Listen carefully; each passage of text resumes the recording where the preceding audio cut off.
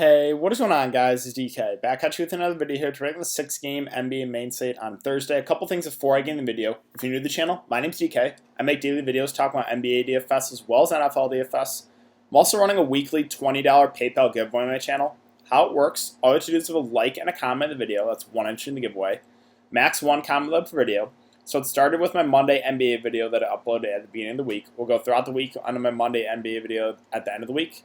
So however many videos I've uploaded for the week, you get enter the giveaway that many times. If I have 10 videos uploaded for the week, you get enter the giveaway 10 times. And again, winner receives $20 PayPal for myself. With that out of the way, let's jump into the video. So first, look back at my lineup here from Wednesday's main slate. And the theme of this slate, at least to start, is foul trouble is a very, very tilting part of DFS. So Sabonis, I was pretty high on, and he picked up 4 fouls right away in the third quarter. Probably missed out on about 10 to 12 minutes. So unless he just subbed back in the 7-minute mark in the fourth quarter. So he literally missed out on about 12 minutes. Unless he goes absolutely crazy here in the last 7 minutes, probably not going to get me there. JV, he had I think he played 17 minutes in the first quarter, or the first half, which was really good to see. And then also, Jakob Poeltl, 2 fouls in 3 minutes. When it rains, it pours, I guess, a foul trouble. But yeah, that's a part of the DFS that is super tilting and sometimes is very unpredictable, right? Like Sabonis going up against Luke Cornett. I would not expect him to be in foul trouble. Now, Poeltl, I could see it going up against Gobert, but you can't predict foul trouble on a night-to-night basis. So, yeah, pretty tilting part of DFS for sure. Hopefully, I'm praying Sabonis can just go nuts here in the last 7 minutes and Poeltl can go stay out of foul trouble the rest of the game. But yeah, not a great start there. Conley, CJ, Rudy Gay, Westbrook, and Lyles are the other guys. Talked about those value plays with the Spurs. But yeah, all in all, right now, not off to a great start. But that's my lineup here for Wednesday. So let's move on to Thursday. Hopefully we don't get foul trouble on this slate or injuries, anything like that. So, let's see, 6 games.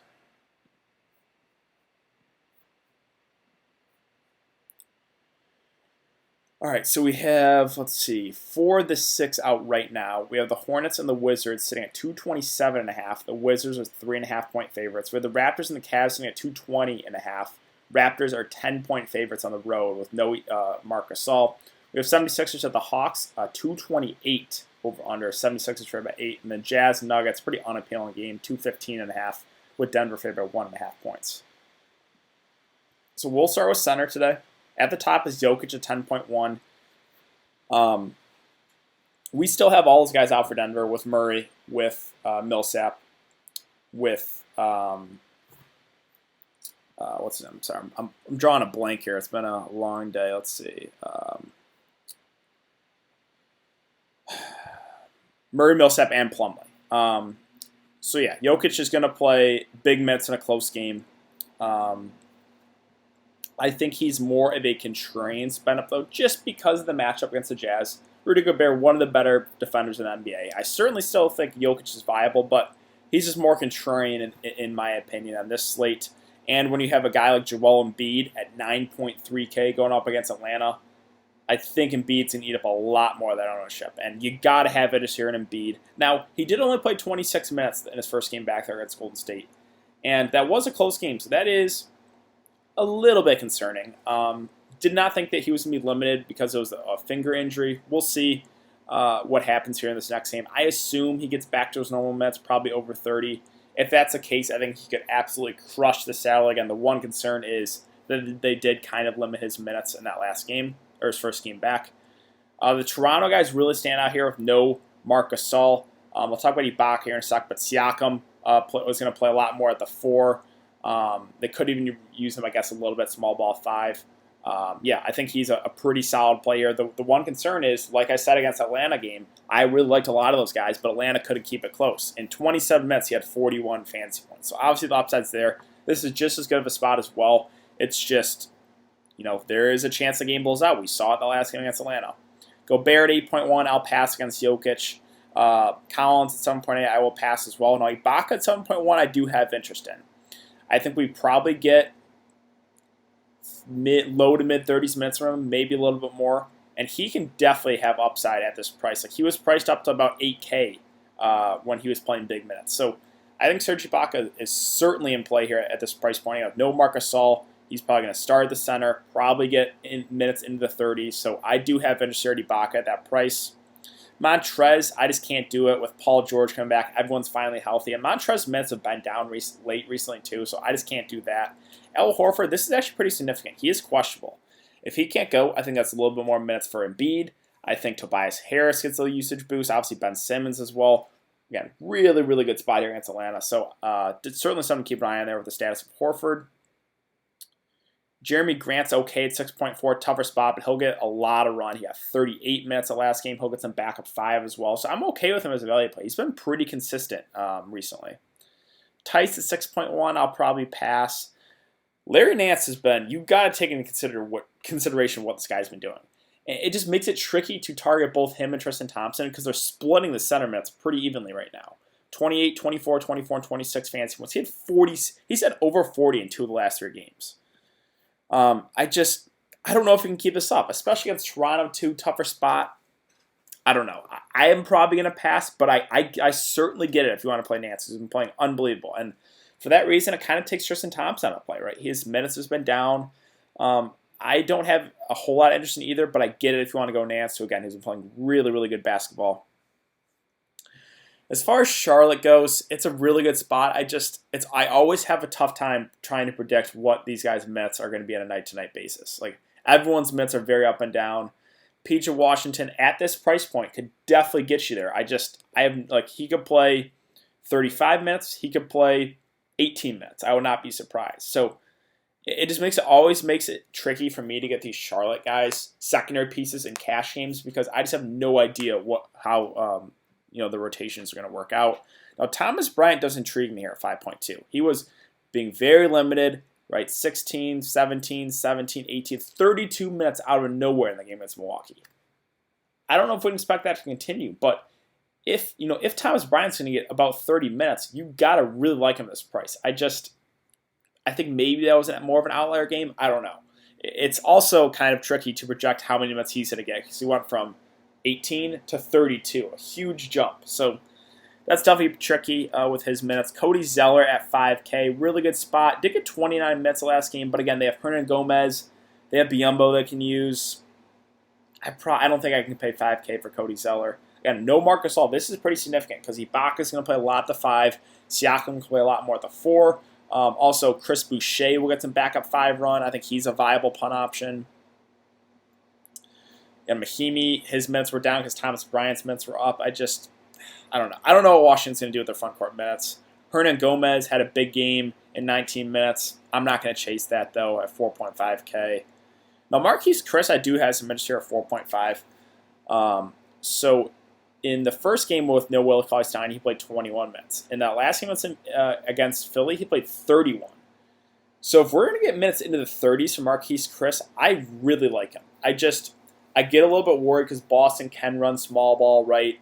And then they could always run Spellman out of the 5. We saw Draymond out of the 5 a bit. So that is the worry. But if he's going to get good minutes, in close to 30s, I think he's a really solid, cheap option there. Chris Boucher, I think, is viable as well, 4.3. Again, with no Marc Gasol, he is going to get some backup 5 run. Now, just going off what we saw when Marc Gasol's out, we usually got about 15 to 20 minutes from Boucher, and he can certainly get you there at that time. But 4.3K is not like a smash value. So yeah, I think Chris Boucher is viable. I just don't know if he's like a lock button play for me. Other options like Zubac, and he's been getting extended a little bit more. 19, 19, 21 in 3 of the last 4 games. I'm perfectly fine with him as a cheap center play. Spellman, so yeah, the reason I'm a little bit worried about Chris's minutes is I think they could run a little bit more small ball, maybe go Spellman, but Chris is obviously the guy that has more upside, and I might just take the chance on Chris and just hope he gets more minutes, or hope he gets minutes, close to 30. But that's really it. I guess, Sacramento hasn't played yet, so I'm interested to see what Dedmon and Giles' minutes are going to be like. They've been down recently. Maybe if they go up the game tonight, then maybe I'd have some interest in those guys. But as of right now, it's probably a pass from me. AP, his minutes have been, he's trending down. Thomas Bryant's minutes trending up. I can't do that. So that basically wraps up for center. Let's move on to power forward. Again, I already talked about really liking Siakam. Big news also, not Gordon Hayward, Jason Tatum questionable. If Jason Tatum can't go, then it's Gordon Hayward, it's Jaylen Brown, and it's Kemba Walker that I have a lot of interest in a good spot here against Golden State. So certainly something to keep an eye on. If Tatum plays, I'm fine if you land on one of those Boston guys, but I wouldn't go crazy in my exposure because they're a pretty balanced team. But if Tatum's out, that's a lot of usage to go around, right? We saw Gordon Hayward have a big game, 38 minutes, 44 fantasy points, so he's someone I would consider if Tatum can't go. Kevin Love, it's kind of interesting that his minutes have been down even in close games. Now, the Detroit game was kind of a blowout. They made it close to the end, but that Pelicans game was close, I think, until the very end. So it's a little bit worrisome that his minutes have been down. Now, the price is coming down as well, but yeah, I'm a little bit worried about his minutes. Tobias, I think I would definitely get to him if Horford can't go. He would be asked to play the 4 more. I guess I could always run him small ball 5. They probably wouldn't do that. But either way, like he'll play big minutes. Really good spot against Atlanta. The one downside with him is he is kind of scoring dependent. Bielitsa at 6.5 got a lot of backup 5 run in the game against Minnesota. I'm curious how many minutes he plays tonight. If he plays a lot again tonight, I think he's certainly viable at that price. Bertans, they did a good job pricing him off 6.2. He seems priced right. Like I'm okay if you land on him, but I'm not going to go out of my way to play him. MPJ's minutes been down. I don't think I can do that. OG Anunoby at 5K. Just with Marc Gasol, I know they don't play the same position. With Marc Gasol and his 30 minutes out of that rotation, there's just more minutes to go around. Again, they can shift Ibaka down to the 5. OG can play more at the 4. There's just a lot more minutes to go around for everyone. So I think OG is viable, but Draftkings did a good job raising his price to 5K. Let's see. Miles Bridges, right? These, I'm fine if you want to take a shot on only secondary pieces. On a night-to-night basis, it's so hard to predict how many minutes they're going to play. So again, I already talked about liking Chris a good amount. My one concern is they could run a little bit more small ball, but if he's going to get minutes at close to 30, I think he's one of the top value plays of the day. That's really Marvin Williams, right? He got 18. I don't know. It's such a good spot where probably 1, maybe 2 of those secondary Charlotte pieces are going to have a big game, but it's so hard to predict who's it going to be. The minutes are up and down on a night-to-night basis. That really wraps up for power forward. So let's move on to small forward. Kawhi at the top at 10-8 with Paul George back. He's been playing really well. 34, 36, 39, 34 minutes, 65, 64, 72, 64 fantasy points. But Paul George being back is just such a big piece back in that offense. That's going to take a big hit to his usage. He's priced up almost to 11K. I think he's more of a contrarian play today. I don't think I can recommend Kawhi with confidence with Paul George. Again, Paul George is probable. So it looks like he's going to be good to go. Now, I assume they're probably going to limit his minutes, but even him playing 25 or so minutes, that takes a hit to Kawhi for sure. Brad Beal at 9.4, I do like a good amount just because of the minutes recently, right? 38, 38, 38 in 3 of the last 4 games. He's been shooting the ball unbelievable. 47 real-life points the last game, 40, 36, and 38 the previous games. Charlotte is a slow team, but they're really not good defensively. And again, with Washington being there, they're at 227.5 over-under. So I think Charlotte's going to have to play at a faster pace. Beal at 9.4 I think does stand out as a really solid play. I also have some interest in Ben Simmons at 8.9. Did get limited to only 27 minutes the last game. Not super worried about that. I believe Raul Neto was having a good game, but yeah, I think normally we get big minutes from Simmons, about 35 plus. Got a really good spot. The price came down a good amount. If Horford can't go, that would be a boost to Ben Simmons for sure. So I do like Ben Simmons at that price. Paul George, I think they're going to limit him pretty significantly. I don't think he gets over 25, so I'll probably pass at 8.2K. Buddy Hield at 6.8. Fine. I mean, him and Fox are probably going to have to have a big game if Sacramento's going to keep it close. Norman Powell at 6.3, he'll probably get a little extra run as well. Again, I know they don't play the same position, him and Gasol, but 6.3 just feels like a little bit too much to pay for him. Barton's just been terrible recently. Minutes are trending down on him as well. 6K is such a good price for him, but his form the last two weeks have just been so bad. And now Draymond does intrigue me here at 5.9. He had a really good game last game. Not necessarily like chasing that game, but just the minutes, right? 36, 32, and 33 minutes. His game against Utah was a blowout. Would not be super concerned about that. It's good to see that he's getting minutes into the 30s on a consistent basis if games are close. So I do have interest in Draymond at 5.9. Again, I don't want to make it feel like I'm chasing that last game, but it's just the minutes that are really good for me with Draymond recently. So I do think he stands as a pretty good option. Again, I like that he fills up the stat sheet. So yeah, I do like Draymond there in the mid-tier. Troy Brown at 5.6. I think is viable. Certainly doable as part of a game stack as well. He's just not like the value play he was the other night when he's 4.5. 5.6 seems priced about right. I still get it if you want to go there, though. Shaman at 5K with Paul George back. There's no way. Joe Ingles, 4.9. You guys know I really do like Joe Ingles. 4.9K. I think I can get there. So I think he's a pretty solid, cheaper option. Bogdan, I'm curious to see how many minutes he plays tonight, but I don't know. He has really just not been himself recently. Now, 4.8K is a pretty cheap price tag. Again, I'm curious to see how he does, how many minutes he plays tonight. Other options, DeAndre Hunter, 4.7. Sure, I'm never big into playing him, though. I'm not a big Cam Reddish guy either when Atlanta's fully healthy. Thibault, but he kind of has to get you there with blocks and steals. Yeah, there's really not a whole lot of great value. Kevin Porter Jr. Did come back by 26 minutes, or 16 and then 26. So it's good to see that those minutes are trending up. I think normally he probably gets about mid-20s minutes, so he's a viable punt option at 4K. Nick Batum with 3.6. He was out of the rotation, right? Yeah, because they played the other night, so he wasn't even, after playing 34 minutes and goes out of the rotation. That's how Charlotte runs their rotations. You just never know who's going to get run. Besides Rozier and Devonte Graham, like I have no idea what to project for their minutes on a night-to-night basis. That basically wraps up them for small forwards. Let's move on to shooting guard. Again, I already talked about liking Beal a good amount. I like D'Angelo Russell. He's been a guy I've been super high on recently, and he's not been high owned. I think it's partly because of the matchups, but against the Pacers, a solid defensive team. 36 minutes, 51 fantasy points. Against Philly, a good defensive team, right? One of the better defensive teams. 37 minutes, 50 fantasy points.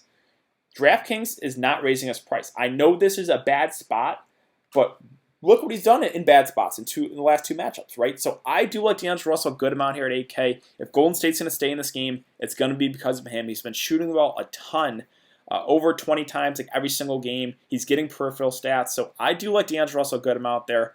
I also like Fred VanVleet at 7.7K. Again, the one concern with these Toronto guys is the potential for a blowout, so definitely got to take that in consideration, but no Marc Gasol. I don't really think that'll affect his minutes. Like him and Lowry will still play big minutes no matter what. But I think Gasol's minutes will affect, or Gasol being out will obviously affect Ibaka a lot. Boucher will get run. I think Siakam and OG get a little bit more run. But yeah, like I said, good spot here against Cleveland. The one concern is the potential for a blowout there. Jaylen Brown at 7.4. I liked him a good amount in that last game against Miami. Didn't end up getting to him because I was going with the full game stack there, Washington and Milwaukee. But yeah, 41 minutes, 37 fantasy points. I would definitely consider him if Jason Tatum can't go. Rozier. So this is interesting because they raised his price, but for good reason, right? We just saw what Milwaukee put up, 151 points against Washington. And this is a 227.5 over-under. We know Rozier and Graham in close games will get about 35 or so minutes. So, yeah, I like Rozier a good amount. I think he's going to be pretty popular for that reason, right? Such a good spot, and the minutes are pretty secure for him.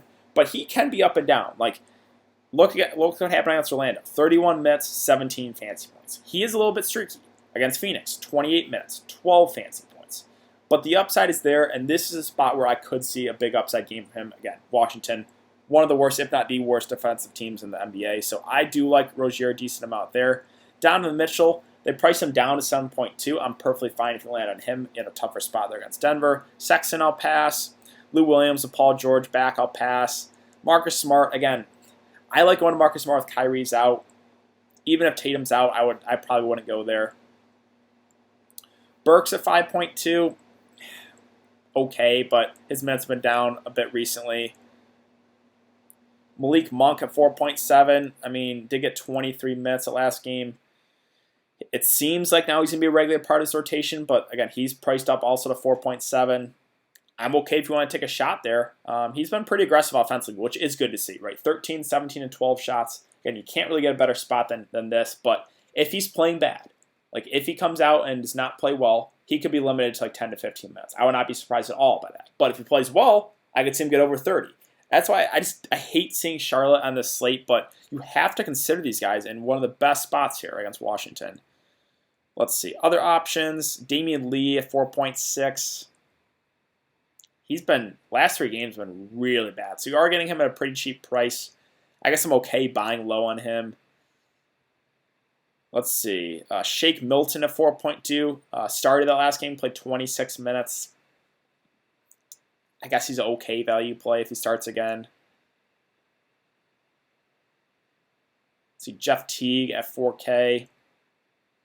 Probably get about 20 to 25 minutes. I'm okay if you want to go there. This slate right now doesn't have a whole lot of great value plays. At Korkmaz at 4K, we probably get low to mid 20s minutes. He kind of has to knock down his threes to get you there, but it is a really good spot. Dwayne Bacon, how many minutes did he get last game? Only 7, right? It's just, I hate seeing Charlotte on this slate. But that wraps up for shooting guards. So let's move on to point guard. Trae Young at the top at 9.9. I think this is kind of the same situation as D'Angelo Russell, right? Now, that game against Toronto was a blowout. He didn't get any fourth quarter run, only played 28 minutes. Not super worried about that, because if he gets fourth quarter run, we probably get close to 40 minutes, and we probably get over 50 fantasy points from him. Because he had 28 minutes, he had 38 fantasy points. So he is in that same tier of D'Angelo Russell, right? It's a bad spot, but if Atlanta's going to keep it close, we know it's because of Trae Young. If the Golden State's going to keep it close, we basically know it's because of D'Angelo Russell. So I do like those guys both a decent amount here. The upside in Trae is massive, right? He can get 70, even 80 on a really good night. So I do like Trae a good amount. I do like D'Angelo Russell a good amount. I know it's not necessarily the best spot for either of those guys, but they just have a lot of upside, in my opinion. Devonte Graham, I have interest in. He was sick the last game, did not have a good game at all. They raised his price actually a little bit, but for good reason, right? This is one of the better spots. I think Rozier will be more popular just because of game log watchers, but I'm okay if you want to get to Graham for lower ownership over Rozier. Let's see, De'Aaron Fox at 7.6.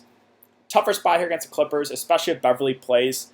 But if Sacramento's going to keep it close, most likely because of Fox and Hield. So I'm okay with Fox, but I think he's more of a contrarian play. Again, Lowry, 7.5. There's really not a whole lot of negative things to say about him. He'll play big minutes, really good matchup. The only thing is potential for a blowout, right? He only got 33 minutes there against Atlanta. He missed out on about 6 or 7 minutes because of the blowout. So certainly got to factor that in when you're considering those Toronto guys. Other options, let's see, Pat Beverley, I believe he's probable, so it looks like he'll be good to go. Did only play 15 minutes that last game against Dallas. Did he, Oh, that was 121. Okay, so that was a little bit ago when he did get injured. Okay, so with him being back, I think he actually is a pretty solid value play unless they're going to limit him. Because if he's not going to be limited, we probably get about 30 or so in a close game. So I do have interest in Beverley, especially if he's not going to be limited. Ish Smith as a cheaper play in this game. I'm fine taking a shot there, but he's more of just a GPP play. Conley, I'm curious. He was pretty popular tonight. I played him. I'm curious to see how many minutes he gets. So if he gets 25 again tonight, then I would have interest there. Other options, I don't think I'm going to chase the Royal Neto game, who had a pretty solid game the last game in 21 minutes. I'll let others chase that.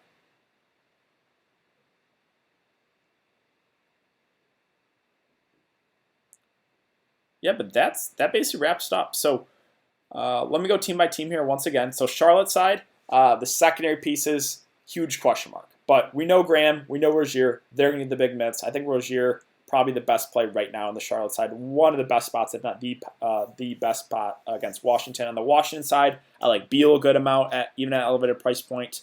I think Bertans and Troy Brown are okay.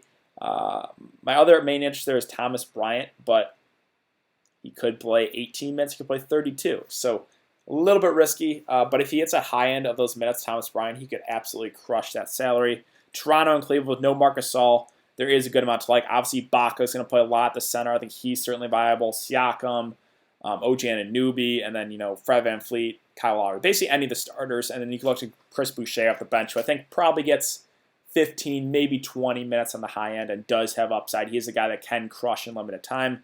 On the Cleveland side, there's really not a whole lot I like. Kevin Love's minutes have been down in close games. Thompson and Nance are splitting the center minutes. I guess Kevin Porter Jr. at 4K would be my favorite play, but really not a whole lot I'm excited about right now in Cleveland. Philly and Atlanta, there's a good amount to like. I mean, Embiid is really, really cheap, 9.3K, especially if Horford can't go. Now, he did play limited minutes in the first game back, so that is a little bit worrisome. I'm okay if you get to Ben Simmons or Tobias as well, especially if Horford can't go. On the Atlanta side, it's Trae Young for me, and that's it. And I do like Trae Young a good amount because if they're going to keep it close, it's going to be because of Trae Young. And most of the time, if the game stays close, Trae Young's going to have a pretty big game. Golden State, Boston, kind of the same thing. I just set up Trae Young with D'Angelo Russell. It's a bad spot, but we've seen D'Angelo Russell have good games and bad spots the last couple of games. He's going to play about 35 minutes in a close game. So I do have interest in D'Angelo Russell. On the Boston side, or also Marquise Chris is a value play. Got 31 minutes the last game. Him, Draymond Green as well is kind of a mid-tier play. So really, it's D'Lo at the top, Draymond in the middle, and then Marquise Chris is the value play. Those are the three guys I like in Golden State. On the Boston side, it's kind of dependent on Jason Tatum news. If he can't go, I have interest in Kemba. I have an interest in Brown. I have interest in Hayward. If Tatum is available to play, I'm okay if you land on one of those Boston guys, but I wouldn't go crazy with my exposure. Again, everyone getting priced up with no Tatum last couple games. Sacramento, more of just contrarian plays in my opinion, like Fox, Hield, Bielitsa. If you're a guy that's going to target a couple of Clippers guys, then maybe run it back to one of them. On the Clippers side, there's really not a whole lot I like. With Paul George coming back, I don't know if I can pay 10.8K for Kawhi. Definitely hurts Lou and Montrez. Probably my favorite play on the Clippers side is either Pat Beverley if he's not going to be limited, or Zubac. And then lastly, Utah and Denver. Not a whole lot I'm excited about here either. Again, I'm interested to see how many minutes Conley plays tonight. I think Joe Ingles at a cheaper price is always viable. On the Denver side, Jokic plays more contrarian option. Will Barton's price is way down, so if you want to buy low, I get that. Jeremy Grant's also okay as well. But yeah, I think that's going to do it. So let's pray for no foul trouble on this slate. Again, I think Sabonis getting that fourth foul, or third and fourth foul right at the beginning of the second half just killed me. And then Pirtle, at least what I saw, 2 fouls in the first 3 minutes. So very, very, very, very tilting part of DFS, but that's how it goes sometimes. But yeah, I think that's going to do it. So thanks again for everyone to come in and check out the video. And I will be live streaming for this one probably 30 to 40 minutes before lock, probably 40 minutes before lock on my YouTube channel. So be sure to check out the live stream. I'll go over all the news that we get throughout the day, as well as kind of give you guys my core plays and go team by team breakdown. So yeah, thanks again, guys. I really do appreciate it. And I will see you guys all tomorrow in the live stream.